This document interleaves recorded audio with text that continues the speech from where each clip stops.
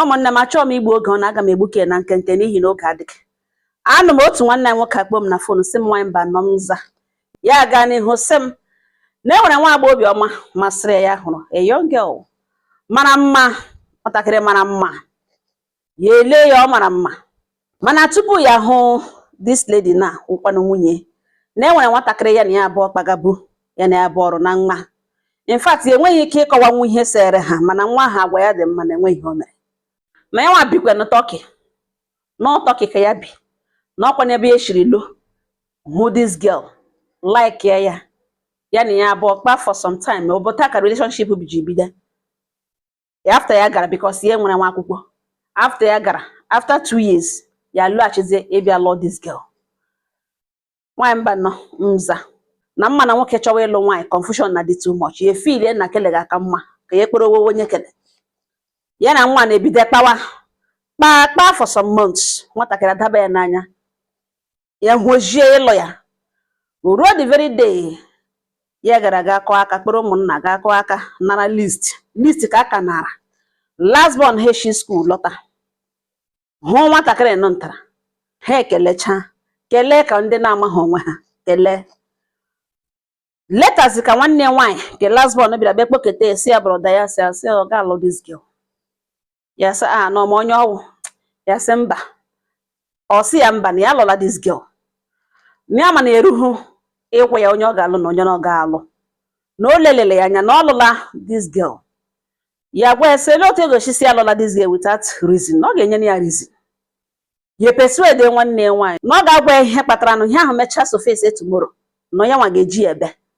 nwanne elege ya emechaa threaten ya na ya ga-akwụrụ ya ụgwọ school na ọ na ọgwaghị ya ihe mere. Mgbe ka nwanne nwaanyị last born ha ji gwawazie ya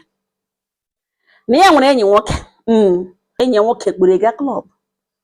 rute na club ya hụ this girl na oyi naanị pant na bra gbaa egwu na club rock or 2 men ọkwa rock ha entertain ihe niile bịara na club. Ọ gbara egwu dapụrụ onye ọbụla n'anya with naanị pant na bra. Ọ gbakwa egwu ahụ gbachaa na ya na enyi nwoke ka nọ di ya those 2 men akpọrọ ya pụọ ya so ha pụọ. Ya jụọ nwanne ya nwaanyị so na ọ gagwa na club gị menụ ya sọkwa ihe eji si ya chọghị egwe. Mana nsogbu anọ na ihe mere in the past na ugbu a na ya hụjiri ịlụ this girl na ya lụọ ya chee na ndụ dị otu ahụ ọ ga na-ebi ya na ya don't worry na nsogbu anọ. Ọ ya ka dide a na-eme ihe ishi dide a na-eme ihe ishi nwunye nwanne nwaanyị abịakwa ụmụnne ndị ka ọzọ lụsha na-enweta nwanne nwaanyị si agaje ebe azụ ụlọ ebe uncompleted building ndị neighbor nwunye ụmụnne agbata obi ha ebe ka o ji fon gaa nụrụ ebe azaga na last born ha etepelie tukwuru ege ihe o kwuge na fon gewekwe gecha bịa gwaba ya si na kwa ya gwara ya agwa ya hapụga this girl na ọ dịbekwe late o na o mege call lekwa ya ụdịka call o mege. Ọ gwaga somebody na Finland that na ya hapụwa na mgbe ọbụla o ji lọta na ya ga-eme ya obiọma na ya hapụwawa na ọ jọsụ ga na ya ga-echeli ya na onye nke aka adịla ya mma ka ya gatụwa na enwekwata ihe shiri dị tomorrow na ya lee ya ụtaga ya nkwere ike ịpụta na ka ya gatụwa na enwe ihe nọ dị ya hapụwawa ya gbaghara ya na one of the ụma na ụmụ nwaanyị enwe time na ya don't worry mgbe ọbụla ọ lọtara na ọma na ọ wee sweet guy na ya na ije ya na ya onweghị onye ya ga-asị no na ihe nwanne nwaanyị kogere. Ya gwa nwanne nwaanyị sọ ga ha n'ihu kwuo ihe ugbo na ya were akala anya sụchichacha ya ibe ntị abụọ. Nwanne nwaanyị mere ha ọ na ya rie gwawazie ya si na ya ga-ahụ nke bụ eziokwu mana ekpere ya ewu ka ya hụkwala ihe ahụ late na last thing nwanne nwaanyị gwara ụwa bere akwa pụwa eme ihe a bịara eme mechaa onye ọbụla ma obi na-asị ya jụdele nwunye ihe nwanne nwaanyị agwụ especially call o mere. Ọ ya ka ya jụrụ nwunye ya si ya na ole onye ọ gwaga na Finland na onye ahụ lọta na ya ga-eme ya obiọma this and that na call ahụ o mere ọ kpọrọ call ahụ ọ ya kpọrọ onye aka onye ahụ kpọrọ ya na o mee ka ya ọ kọwatọrọ ya call ahụ ọfụma na call agbagbujighị anya. Ọsụ nwunye hiri n'akwa sị gịnị no na onye ahụ na ọ nọ Finland na ọ dị person kpọrọ ya na the person nọrọ na ya alụwala di na as a matter of fact na onye chọrọ ịlụ nwanne nwaanyị mana ọ dabara ya na nwanne nwaanyị, but because ha nwere good relationship, the young man na the whole family members na ya ọbanwana ya si o eholi ya nwa alụga di ya gwa ya si biko ewela iwe na don nwere na mgbe ọ lọtara na ya ga-enye denwere ya enwe ihe eriri ihe niile eriri na ya ga-edenwere. So okwu ahụ blendr ihe na ya n'ime na-agwa ya si ya no na ya ekwere ya gwa nwunye si ngwa na ọ ga-enye ya nọmba onye Finland ahụ ya ga-akpọ ya confirm ọ na ihe okwu gị na ọ wee eziokwu. Na nwaanyị mba anọ Nza o tekiri nwunye 2 days iji release the number ya were the number ọ ya ka emechara ha enwezighị time ya na nwunye ya nọrịcha onye ọbụla akparịcha ya ma ya na plan laghachi na ihe a nụrụ na Turkey nọ naanị 2 weeks nọmba kpọọ ya from Finland gwawe na ya ekwekwele ka ihe na-enweghị isi sere ya na nwunye na ya nwa actually onye chọbụrụ ịlụ nwanne nwunye ya mana ọ daba na ọ mara na ụmụ nwaanyị na ya biko na nwunye kpọrọ igbo na-agwa gị dat na enwe onye na di ga-akpọ na ka ọla ya kpọrọ eshi ndị di bịara na ọ pụtago okwu na ọhịa ya sị ka ya kpee si ya biko na ya serele ha na ya gara wụọ ọgọ na the same family mana ọwụ ọkọ na enwe ihe nọ dị ya so oke nsogbu anọ ya gbanyụọ fonu believe na ihe niile akọrọ na okwu agwụla nsogbu anọ. Weta ka after like 4 months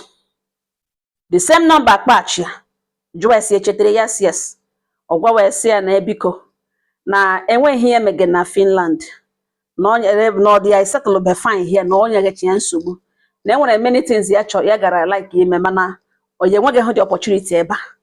na ya biko nyere ya ka na ya chọrọ ịbịa Turkey ọwụrụ ahịa ya zụlatawa ya so what is there na nsogbu anụ na ya bịa enyere ya aka ofete ọ ya ka this young man fetere enya hụta asa ezigbo mmadụ ọ bịa zụ buku ahịa ego eji atụlata ja na ego eji agba ya na Nigeria ọ gbaiga mgbe ụfọdụ na ọya nwa na-enye ya enyekweni ya ọ zụchara ọ recha kilacha o return kwa mgbe ụfọdụ tụkwasị ego were kelee na otu a ka o si azụ ahịa na-ebu ebula Nigeria bido mewe ọfụma ya nwa megekwana ọfụma na side ke ya dị mbụ emere nwa ọfụma na ọwụ ntọ ya na onye na otele ya gara ala bekee na nwaanyị mba nọ Nza na ote ihe agagide on ruo otu ụbọchị one Sunday the young man akpọ ya si ya na ya chọrọ ịbịa n'ụlọ ya na ya ga-edilizi this thing ya sọ dịkwa na mma ya sọ dị na ọ dị fact na ọ dịghị na mma ya ọwụ gịnị wụ ihe ọ ji sound worried ọ gwa si ya bịa n'ụlọ ya na Sunday na ọhịa ya ma ka afọ chabins yọcha bins na ike agwụle ya sọ oke ngwanụ Sunday na ọ bịa na ya na ya echege datin echege onye ya ọ na si ngwanụ ọ ya ka this young man bịara ya na-train ha na nne na nna ya azụ ha ka ha megide onye na-emere ha ihe ọma na nne na nna ya azụ ha ka ha kpaa mkpụrụ aka na-enye ha nri no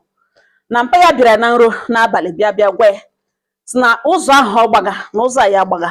na ya kọntinu n'ụzọ ahụ na mmiri ga-ama ebe ahụ na ya agaghị apụtali n'ime ya na ya mee the right thing na ọhịa mpa ya nwụrụ anwụ bịa gwa ya na nro ya sị oke ya ma ihe mpa ya ghọtara the message n'ọkwa na ihe ejiri bịa ngalugbe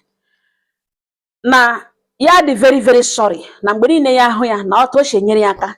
na ọ na-ewu ndị ya na ọ na-enye ya nsogbu na-enye ya concern na ya ahụ ya ọrịa ya ka ala mepe ya daba ya jụọ ahụ ya na ụdịgị na enwere ya ozuru ya oshi na otu esi nye ego na ego ya ezuru ezu enwere ihe na ya bụ emeghe the same business na ọ gịnị wụ ihe ga-eme ya dị worried like this ọ gwawa ya that na nwunye ya wụ ex ya na nwunye ya wụ enyi ya nwaanyị ya chọrọ ịlụ before ya gawa Finland. Those story ya kọrọ that time na omegeghị exist na nwunye ya wụ enyi ya nwaanyị na ya nọkpe na phone were phone number si na ihe nnọọ die na biko na ihe mere eme na ihe kilia ya mere ya ebere na die dị worried dị mma that person no Finland kpọrọ that day emegeghị isi ya ma na ọ ya nwa ya bụ na onye a ga-arịọ ọhịa akwa na onye na-emebi ihe ya nara na phone number kiliara ya na otu ọ chọrọ ka ya shi kilia ya na since ahụ nwunye ejere nụzie that na ya efeteziele Turkey ya na abụọ megakọtazi business n'otu aka nwunye na-anaghị ego na o lekwetela otu esi sendgara nwunye ya ego na ihe nwunye na-agwa ya wụ na ebe ya kpere ga kilia shit ya na ya abụọ ya erutezie ebe ahụ joinizie die ebulitezie ya mezie ya na-emebi na die na-akọrọ ya otu oshi na enyere ya aka na otu business si agaga na for that reason na ọ ya nwa wetere ya ihe ọma na enwekwala echi ya na ya ego ọsọ na-enye na ya bọdala na mgbe ọbụla ya lụtara na ọ chọkwa ka ha pirie na ọ ma na ọ wee sweet man ya gwa na ọ lụọla di na ya ga-emeli this thing and this guy dị good to him. Nwunye ya sị ya mgbe ọ lọtagodoro na ọwụ ya nwa ga-decide na that decision na ọ ya nwa ya na every time ka nwa ya ji threaten ya na the last money ọ nagazie na 500,000 ọ na-agwa ya na ya ga-enye ya this money na anytime ya nara ego onyeghị ya na ya ga-aga tụọra die confess ara die wụkwana ya nwa si ya dị ama ma ihe ahụ ọ jụrụ ya that time daga ya na ebe ahụ na ihe ahụ na o mere eme na once ya confessịrị die na ihe ọ ga-ewe na ọ naanị akwa na die ga-agbaghara ya mana die ga-edewezi ya very far. In fact die self may not even because ọ watchwakwa azị ya na echi ga-agwakwa die ya agaghị agwa ya na action die ga-eteki ọgwakwa ha ama na ọ ga-ewutekwe die na ya nwa uwe enyi nwoke ntọrọ di ya ashị na ya nwa wụnụ nwunye na alọọla ya na ihe ya ga-ebere die na ọwakwa mana die ga-achụ ya bomba to bomba. So therefore na ihe ọbụla ya nọrọ ewe ego na onyekwe na 500,000 ugbo ọ na gị na ya ego a ya chọhụ na enweta echi ya nwere plan and ya na-ebelieve na ya emeghị ya ihe ọjọọ na ya biko gbaghara na ya dị very very sorry were chat ya na nwunye kpaa ya fonu na nka so lekwe ka ọ hapụrụ ka nwere ka e kwuru ya lee phone number nwunye ya sị ya transfer ihe niile ọ chọrọ ka ya hụrụ sendere na fonu ya.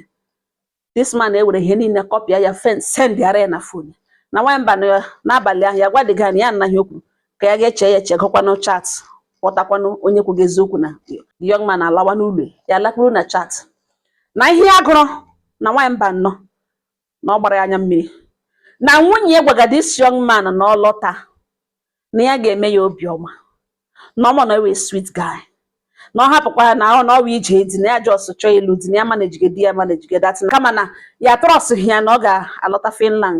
alọta from Finland ọ wụrụkwa ya nwa and ebe onye ka ya nọkwa ala bekee na ndị aka eshela ike na o meka ọfụma na ọhịa eji kwetegodu mana ya because ya lụrụ di agaghị end ihe na ya abụọ na-eme na ihe nwunye ya ọ ga na chat ya gụcha ihe niile a